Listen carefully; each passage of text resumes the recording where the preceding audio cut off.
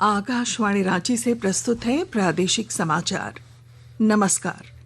प्रादेशिक समाचारों के साथ मैं पूनम केरकेट्टा। पहले मुख्य समाचार।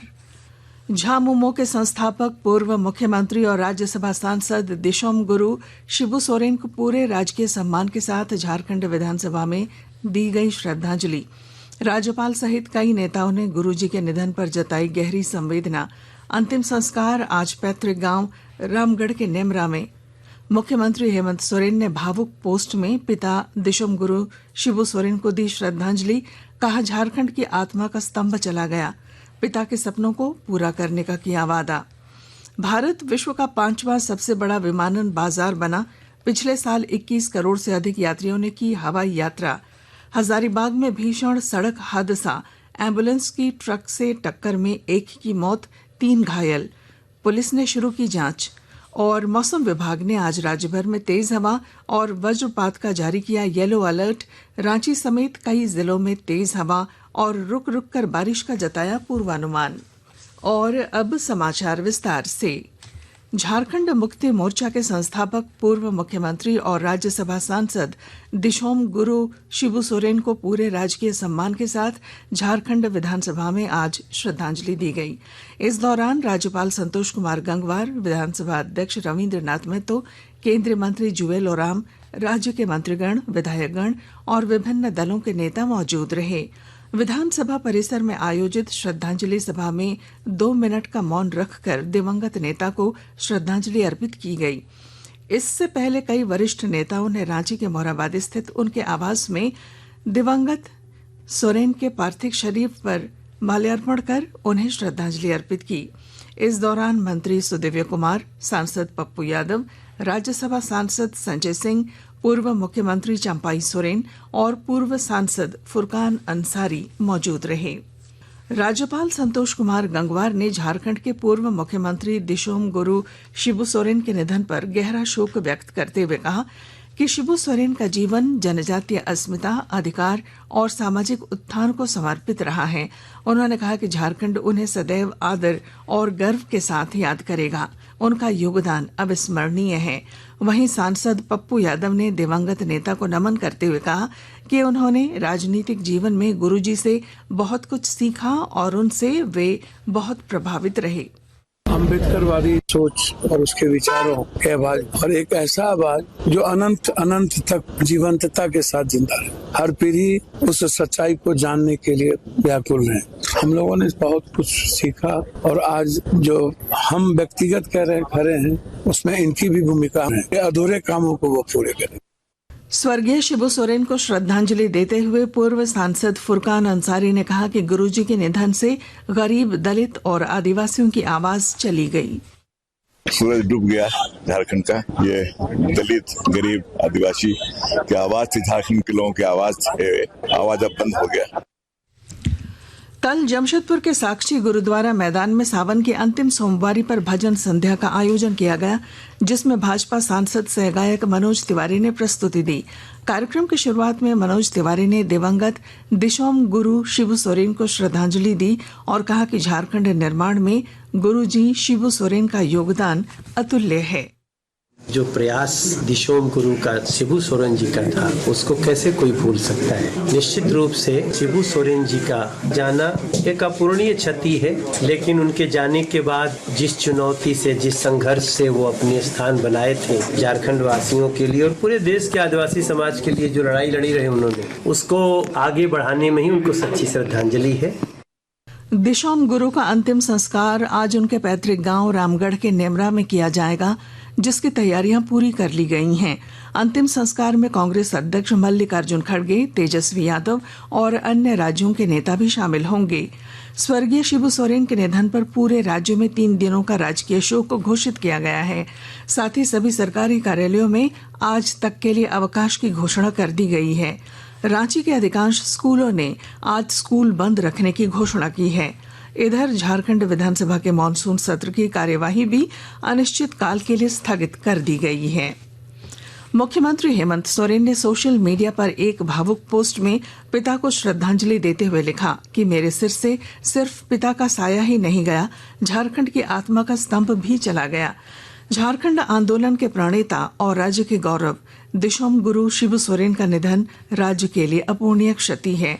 उन्होंने दिशोम गुरु शिबू सोरेन के संघर्ष, सादगी और जनता के प्रति समर्पण को याद करते हुए उन्हें झारखंड की आत्मा बताया।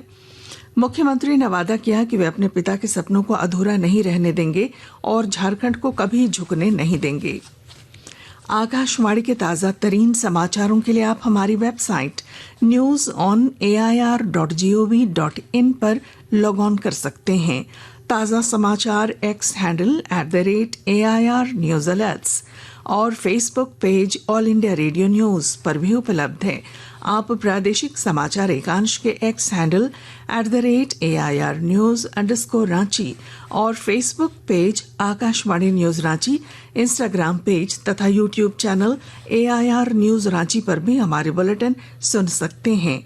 प्रादेशिक समाचार आप आकाशवाणी रांची से सुन रहे हैं। भारत विश्व के 5वें सबसे बड़े विमानन बाजार के रूप में उभरा है। यहां पिछले वर्ष लगभग 21 करोड़ 10 लाख यात्रियों ने हवाई यात्रा की और मुंबई दिल्ली सबसे व्यस्त रूट रहा। 2024 में विश्व वायु परिवहन के बारे में अंतर्राष्ट्रीय हवाई अड्डा परिवहन संघ ने ये आंकड़े जारी किए हैं।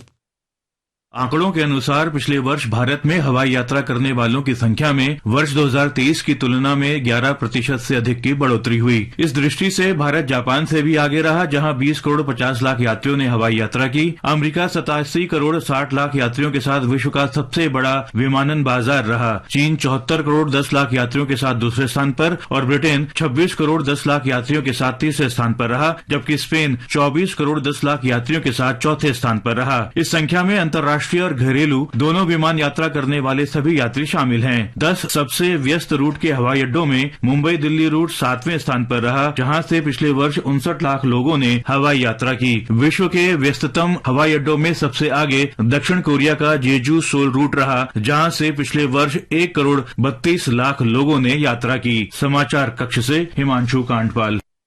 साहिबगंज जिले में नीति आयोग द्वारा चलाए जा रहे संपूर्णता अभियान के तहत विकास कार्यों का लाभ लोगों को मिल रहा है।